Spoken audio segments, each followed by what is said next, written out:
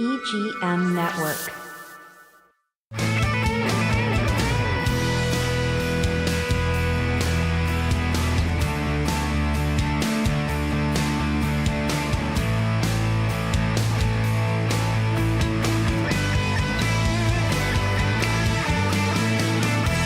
Welcome back to Classic Car Radio. I'm Keith McDonald here with Mike Carano and Steve Charbonneau.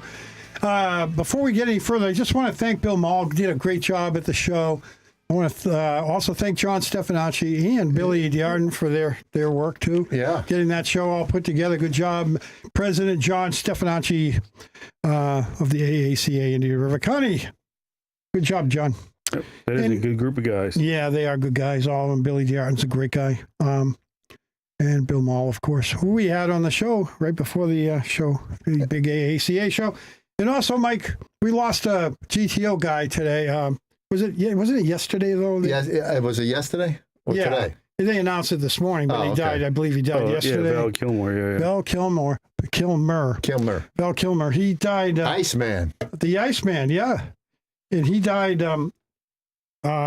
I think he had probably unloaded all his GTOs. He had several, I believe. Yeah, I read somewhere he had 4 or 5 GTOs. That was his favorite car, the GTO. Yeah. And me and Steve, the last show that we did, the number one muscle car was the 64 Pontiac GTO. Right. Yeah.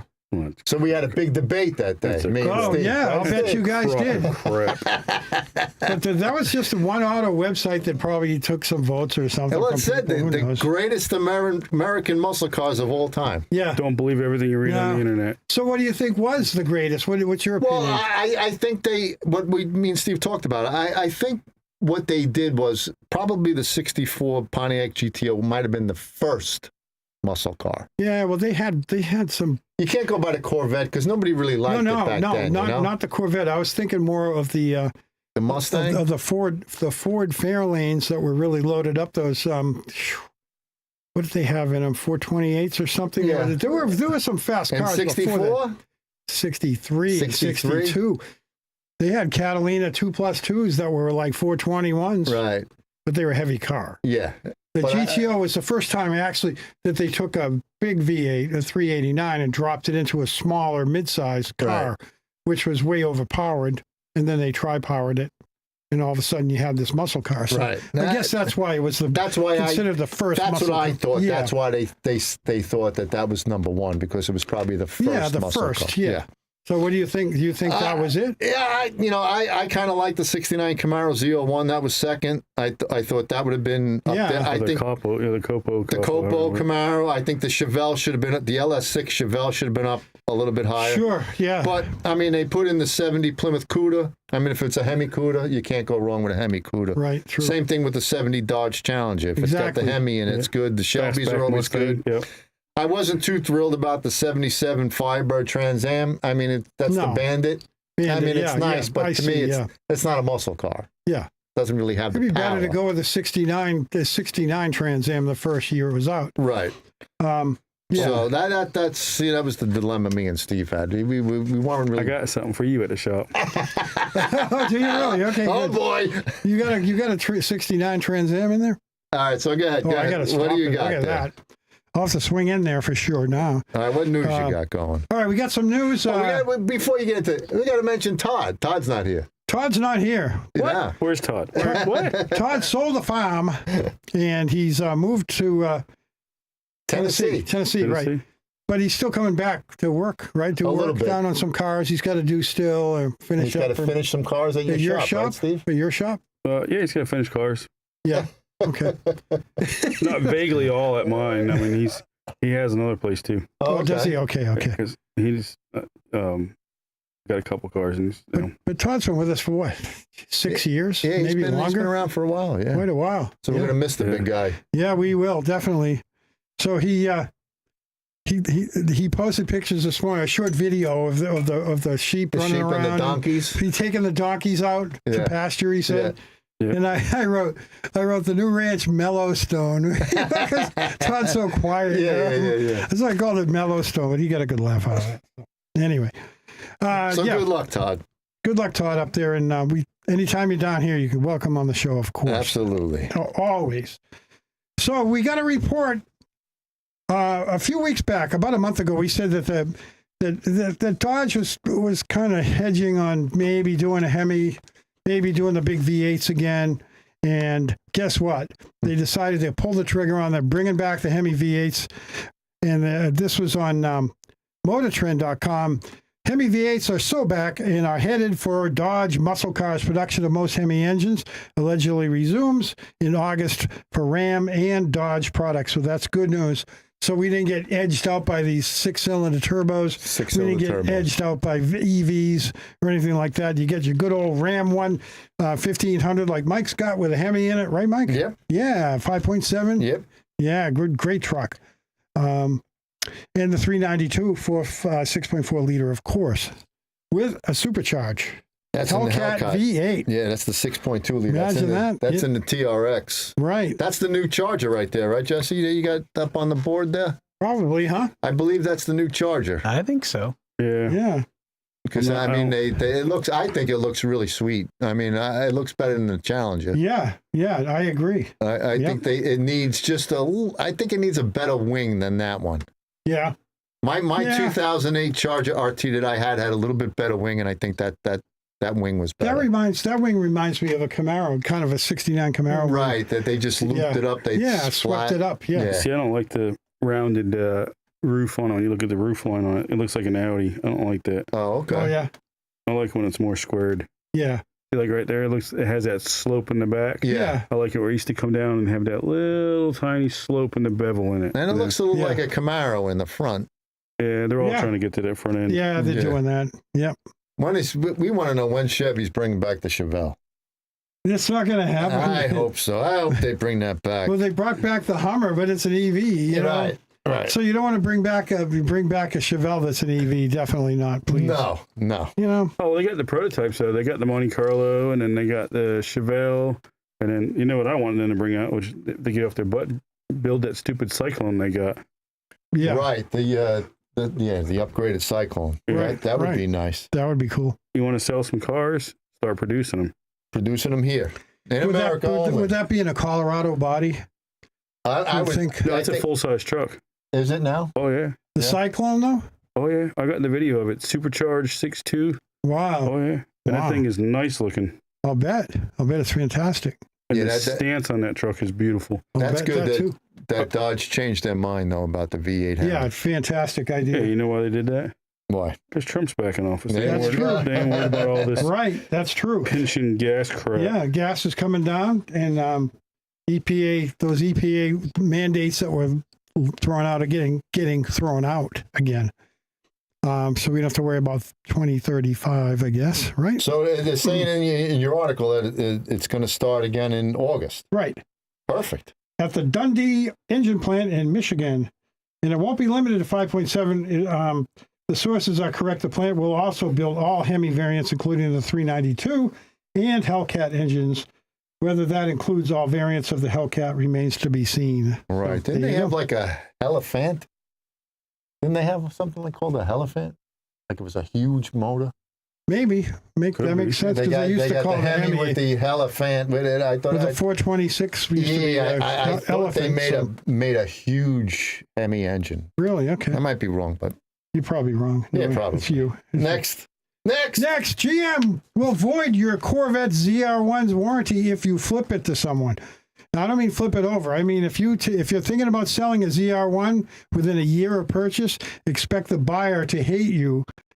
Thanks to GM policy, they don't want these people flipping those Corvettes out, probably because they're making money off them. Yeah. So you order a ZR1, you're not going to make 10, 20,000 off it. What do you got, Steve? Oh no, they're going to You make a know lot about of money out. Yeah. Yeah, because these people like that, have the money that really don't need it, and they sit there and they buy them, Yeah. so they can wait on them. And Yeah. then people that don't want to wait, they buy them, flip them. I know somebody that does it.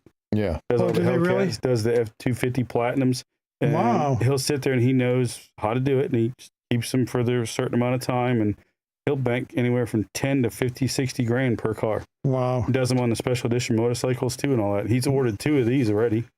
Wow. Well, that's what they did. That's what guys were doing with the Hellcats. You couldn't get the Hellcats or the red-eye Hellcats for a while, and people that got them held on to them for like 6 months and then flipped them right away. And then when they went into that, everything's got to be built. So he just started building them.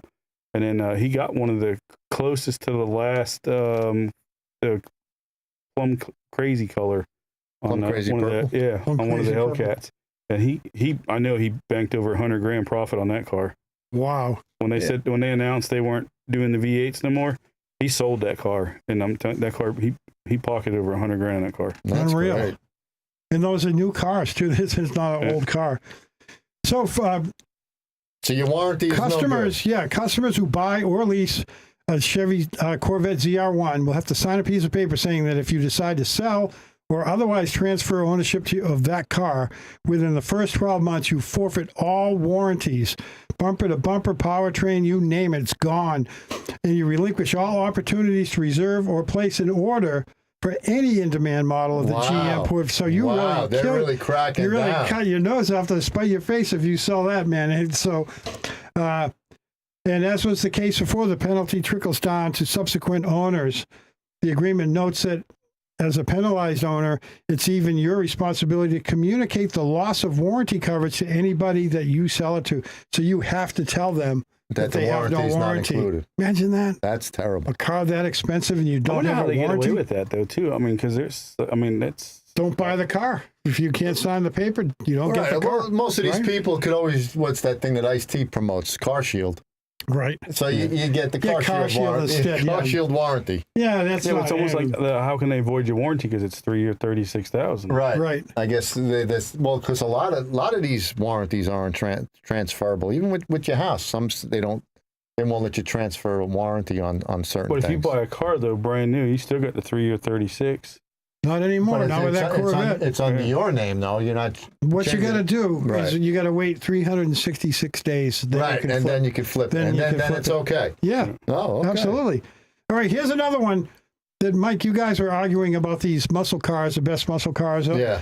Here's the best classic cars for daily driving, and boy, do I. And this I don't no, get, but I go don't ahead. get it Here we either. go. Here we go. These are horrible.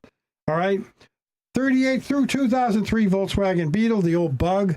They're not a good daily driver car, especially if you live up north. You know why they want these things? I guarantee I know what that's for. What? I've had 2 of these at the shop that were blown up. If it's a diesel, they want them because they crank them up and you can make a little bit of decent power out of them. Oh, yeah? But they'll get 50, 60 miles to the gallon. Wow. Wow. And you can crank up like 400 crank horsepower on them, they say. But they don't come with air conditioning either, do they? Certain ones, but Do they? that's what it is with these things. If it's the diesels, oh yeah, they want them because you can make decent power and they get really good gas mileage. Okay, the number 2 was Fox Body Mustang, 79 through 93 Ford Mustang. I can kind of understand that. You get good gas mileage. They handle relatively well. Maybe if they got a 302, you got a little bit of power. But if you got the smaller engine, you get pretty good gas mileage. Well, that's and what they good go daily by. driving. Daily driving, yeah. Yeah. Small car though. I don't know if I So would I'm going to daily drive skip it. 94 through 96 Chevy Impala SS. That's a big car. big car, good looking car, nice for cruising in. That's Yeah, for the, but they're daily very, driver. very comfortable to drive, and they're not Yeah. bad on gas. Right, they're and not they too do all bad. right. What do they have? What do they have in those? The 305s? LT1s. No, they had the 350 Corvette twin port motors. The Oh, did they really? LT1s. Wow. The Okay. Super Sports did, yeah? Yeah. Okay. Now I can jump down to a Jeep Cherokee 84 to 2001. Junk. Yeah. Rattle box. Yeah. And then the rest are imports. Yeah, the But the Toyota MR2. that was no. a nice car. A friend of mine Yeah. had one of those. MR2? Yes. Yeah, they were a good car, but for daily driving. Well, it had the mid-engine in the back. Yeah. The engine was in the back. There it is right there. Come on. Look at the car above it. No. A Toyota Corolla. Come on. 83 to 87 Yeah. Corolla. Corolla. Jeez. Great for gas. I got an MR2 in the shop right now. I'm painting. Oh, yeah? Yeah. That's great. The last two are a 66 03. through 77 BMW 02 series, and then the 82 to 94 BMW 3 series. I can understand that because they're a good cruising car.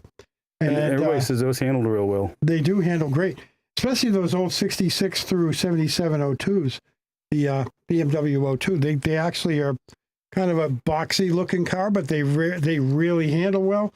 And they get reasonable gas mileage, reasonable power too, though, for a smaller car. Yeah, it's There it is. 996, ain't it? It's just amazing. Yeah. It's just amazing to me that they're calling these cars classic cars. Classics, I know. You know? I That's know. just crazy. I know. You know, it's, I don't know. We got to jump on break. We're at 15 minutes. Yeah, go ahead. So we're going to go on break. When we get back, we got some auto history for you, a little bit of tech talk. We'll be right back.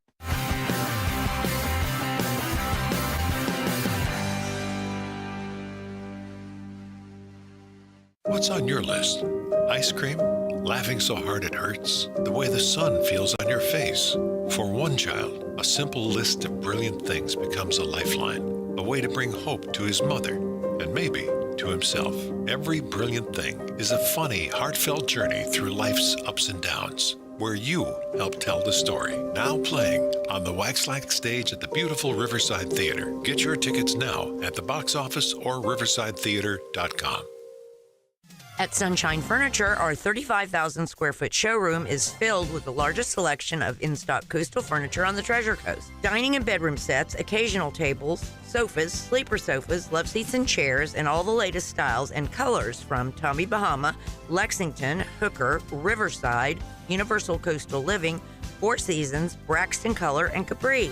We're also the outdoor furniture experts and have hundreds of styles of any patio furniture you need, including a gallery of Berlin Gardens and Pollywood. We specialize in fire pits, outdoor rugs, umbrellas, and replacement cushions. Right now, we're having a spring sale with lots of great markdowns and discounts on everything you need for your Florida home, including all pictures, lamps, and accessories half price. Sunshine Furniture, 1295 US 1 in the Publix Plaza, Vero Beach. Don't forget to visit our outlet store directly across the street, filled with lots of brand name closeouts and sale items. And visit our website at sunshinefurniturecasual.com. When the check engine light comes on, turn to Treasure Coast Auto of Vero Beach. Time for an oil change? Turn to Treasure Coast Auto of Vero Beach. Brake work, alignments, maintenance, and more? Turn to Treasure Coast Auto of Vero Beach. Your certified service center specializing in alignments, repairs, oil changes, radiators, brakes, even auto electric repair. Just east of US 1 at 1212 23rd Street, Vero Beach. Turn to the local mechanics you can trust. Treasure Coast Auto of Vero Beach.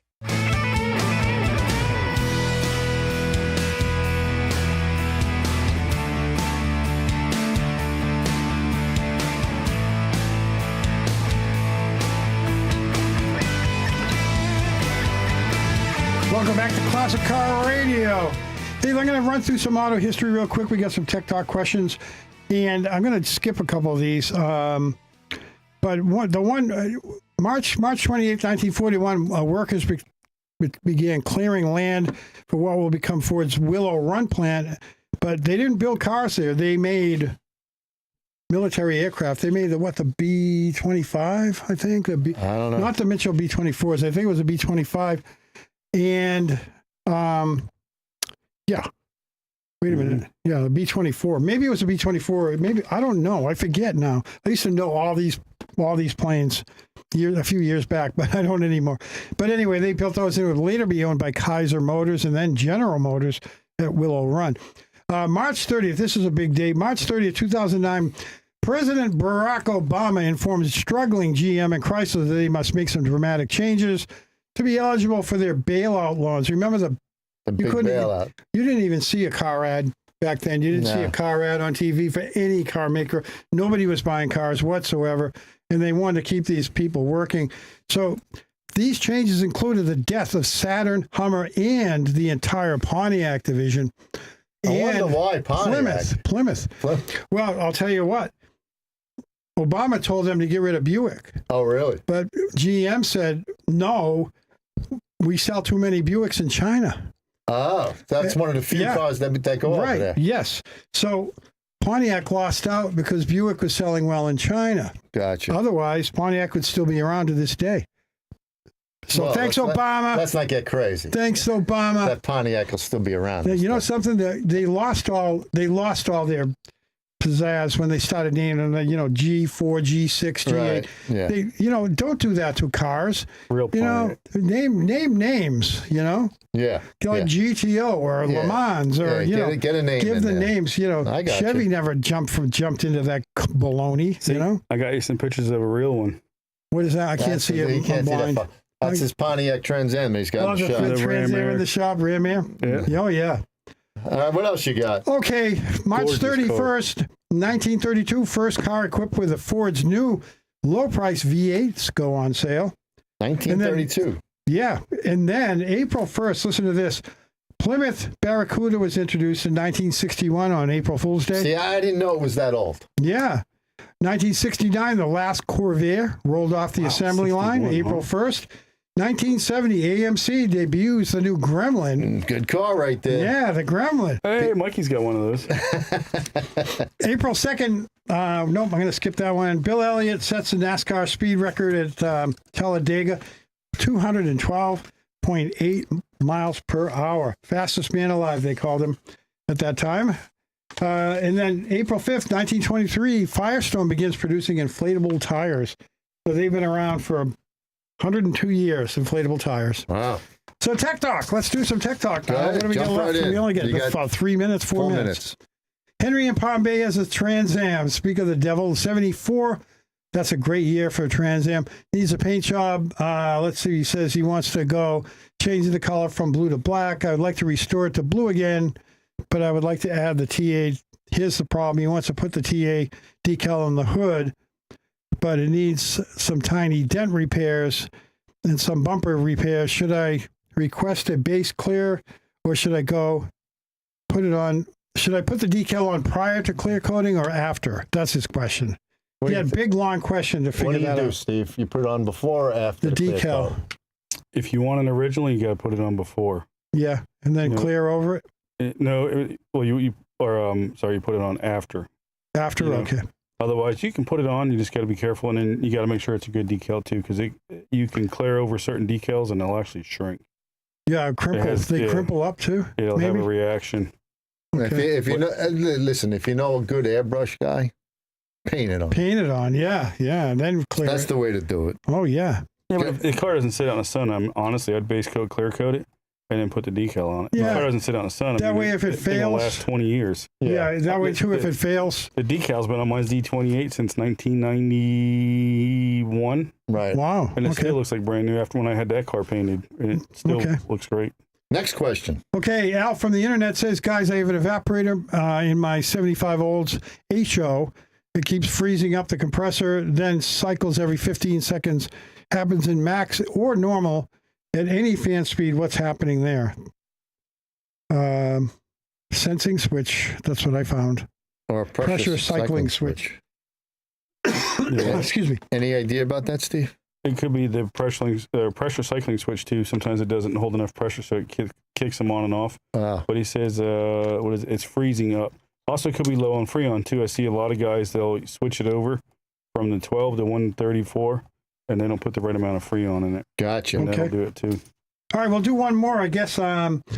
Don in Fort Pierce says he's got a 73 CUDA matching 340 built to 70 specs, slight cam, high performance exhaust manifolds, 2.5-inch exhaust. They sound good at idle out back, but I want a little throatier sound. This is an easy one. What kind of muffler you want to put on there? Dynamax? Magnaflow? Magnaflow. Yeah, Yeah. if he wants a deeper tone, the Magnaflows have a deeper tone. Yeah, Okay. what's that? The Magnaflow 30s or 40s is the deeper one. I think the lower the number, the deeper the sound. Yeah, the Flowmaster Super 40s or 50s sound good too. Yeah. But a 340 with a 2.25-inch exhaust, is that a little tight? No, that should Think be it's all right. okay? That should be Yeah. fine. The Yeah. 340, okay. What do we got for time now? Got a We got minute. less than a minute. Mike, what other car shows happening? Besides the Anything? April 5th one that they got Central Assembly of God in Vero Beach, the Spring Car Barbecue Fest. We talked about that earlier with Julie. 67 20th Street, which is State Road 60. Right. Also, the 4th annual Vero Christian Church Car Show is same day, and that's at 3250 9th Street Southwest, which is Oslo Road. That's their 4th annual. That's April 5th from 10 to 1. Also, on April 5th, the Wheels and Wow. Keels of Vero Beach is having their car show. Wheels and Keels. Oh, no. At the golf course and docks at the Moorings Yacht and Country Club. Same day, 100 Harbor Drive, Vero Beach, Florida. That's a $50 entrance fee, where the other ones were $20. Those are invitation only, aren't they? Yes, there's 100 cars. And the last All right. one would be Community Car Show, Purple Heart Cane Project. Same thing, Saturday, April 5th, 6759 South US 1. Wow, all in one day. Port All in St. one day. Lucie, and that's from 10 to 2. Okay, we are out of here, folks. We're out of We'll here. see ya. Put the pedal to the metal.